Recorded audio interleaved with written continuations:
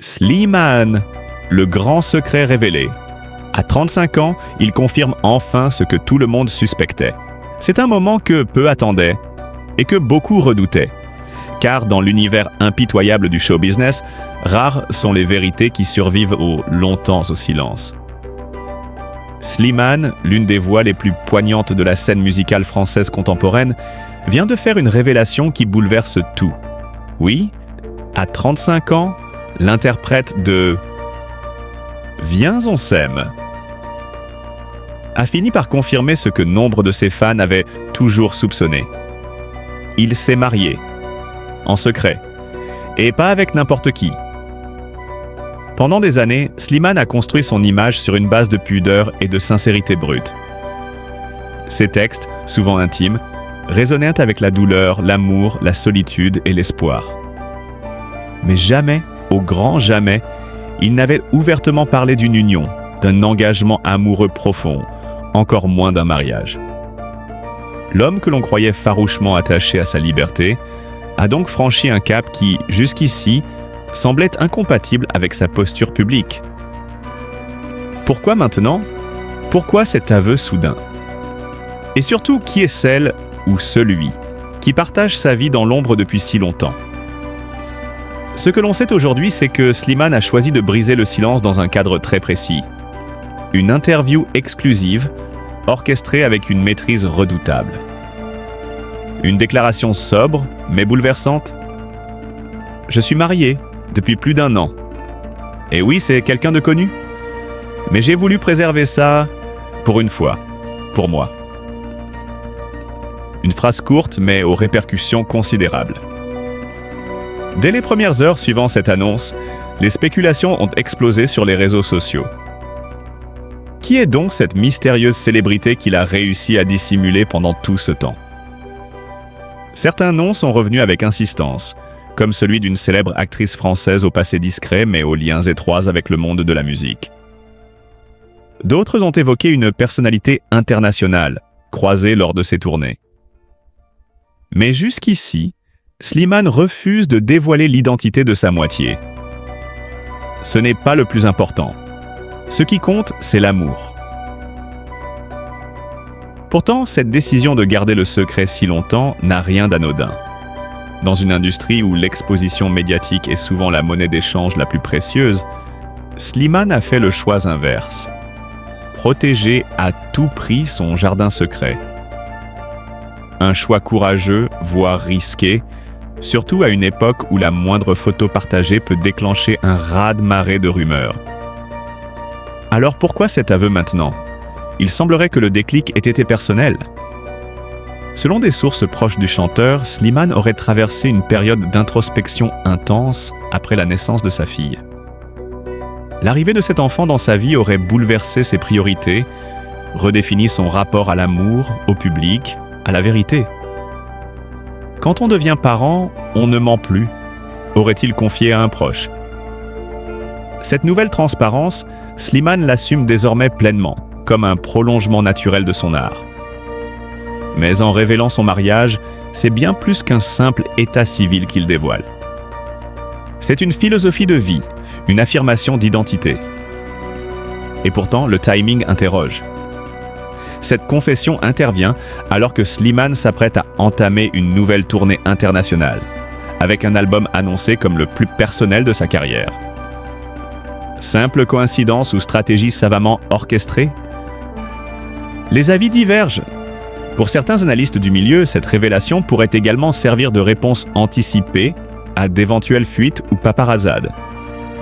Préférer le contrôle du récit à la brutalité d'une rumeur. Un pari audacieux, mais lucide.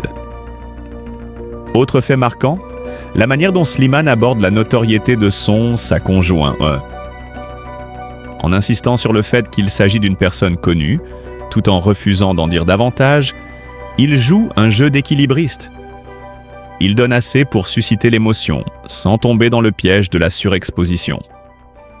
Une attitude qui rappelle celle d'artistes comme Stromae ou Angèle, tous deux adeptes d'une gestion méticuleuse de leur vie privée, bien que sous les projecteurs. Ce qui fascine aussi, c'est la réaction du public. Contrairement aux scandales amoureux qui agitent régulièrement la presse à scandale, cette annonce a été accueillie avec bienveillance, voire admiration. Les fans saluent la discrétion du chanteur, son authenticité, sa capacité à rester maître de sa narration. Dans un monde où la moindre faille devient virale, Slimane prouve qu'il est encore possible de concilier amour et dignité, engagement et mystère. Mais alors, que peut-on attendre de la suite ? Va-t-il enfin dévoiler le visage de l'élu, de son cœur ? Les paris sont ouverts, mais une chose est certaine. Slimane ne fait rien à la légère. Chaque mot, chaque silence est calculé, porté par une volonté farouche de ne pas trahir ce qui lui est essentiel. En somme, cette révélation tardive mais puissante agit comme un miroir de l'homme qu'il est devenu. Plus mature, plus apaisé, mais toujours profondément fidèle à lui-même. À 35 ans, Slimane n'a pas simplement officialisé une union. Il a affirmé à sa manière une victoire intime sur les diktats du star system. Une leçon d'élégance, de contrôle, mais aussi d'humanité. Car au fond, derrière la voix bouleversante et les projecteurs, il y a un homme qui aime et qui ose enfin le dire.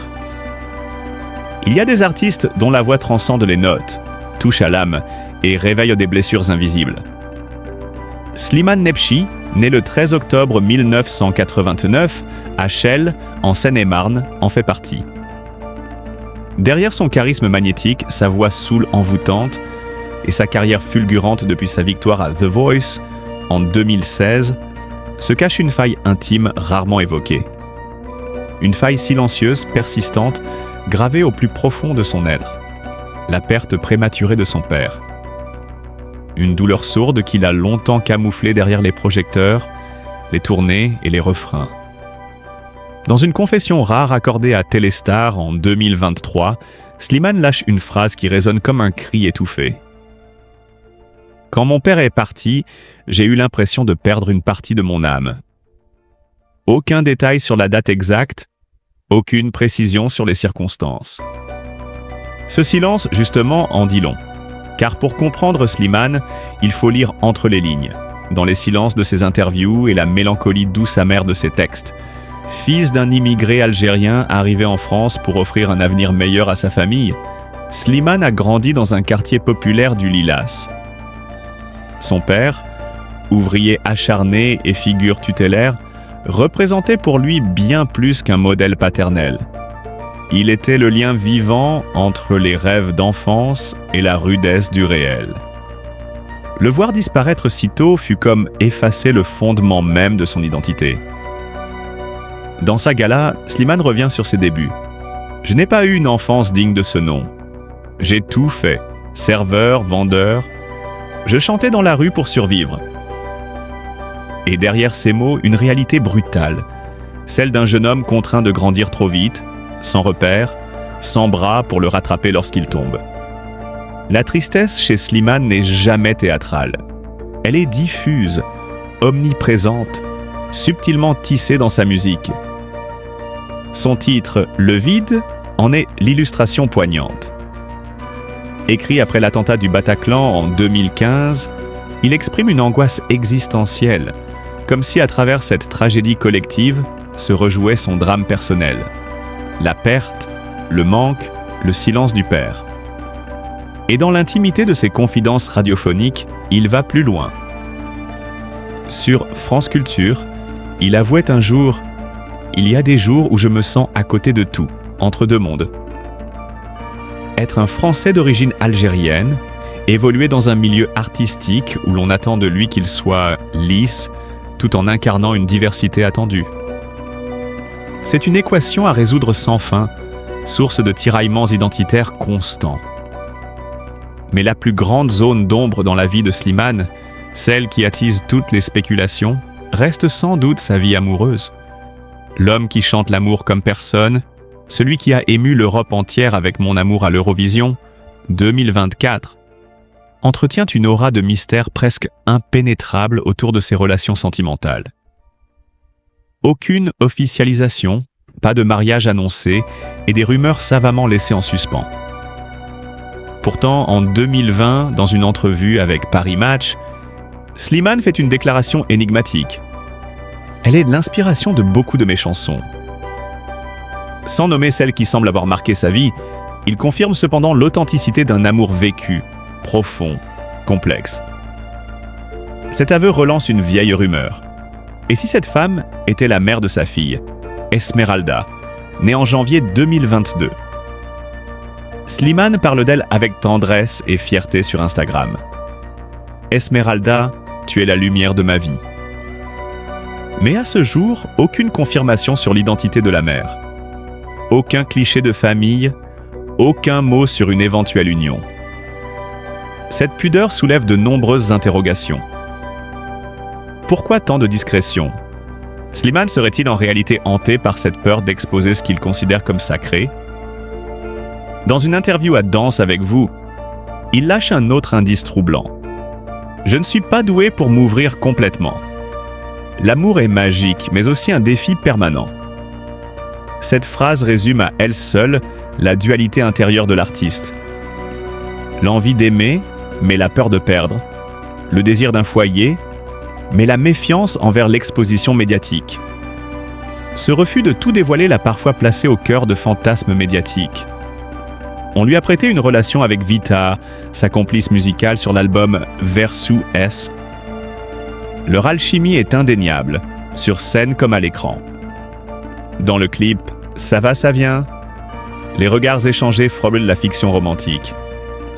Pourtant, Slimane démente avec humour dans « Télé Loisirs ». Vita, c'est la famille, mais pas celle qu'on imagine. Ce paradoxe entre un artiste hypersensible et un homme muré dans sa réserve fait de Slimane une figure presque romanesque.